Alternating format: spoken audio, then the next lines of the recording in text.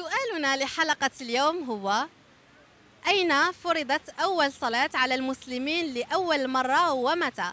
بقوا معنا نشوفوا إجابة بعض المواطنين الجزائريين ومدى حظهم اليوم. كونوا أوفياء عادي.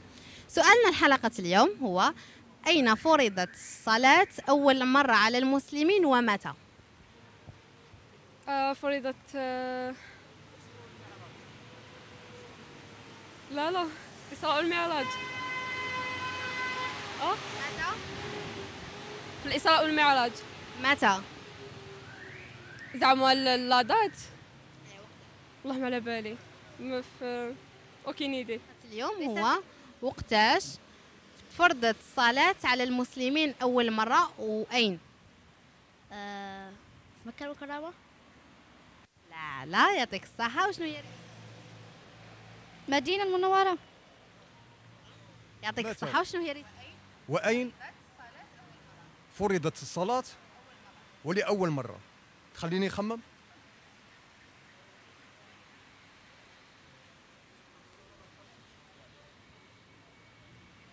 متى فرضت الصلاة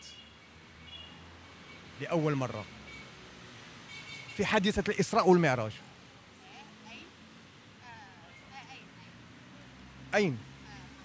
في حادثة الإسراء والمعراج حين انتقل النبي صلى الله عليه وسلم إلى سدرة المنتهى. مبروك عليك، ربحت معنا هدية متواضعة من قناة الوطنية دي سات. ربي يبارك فيك المرة الزينة. ربي يحفظك.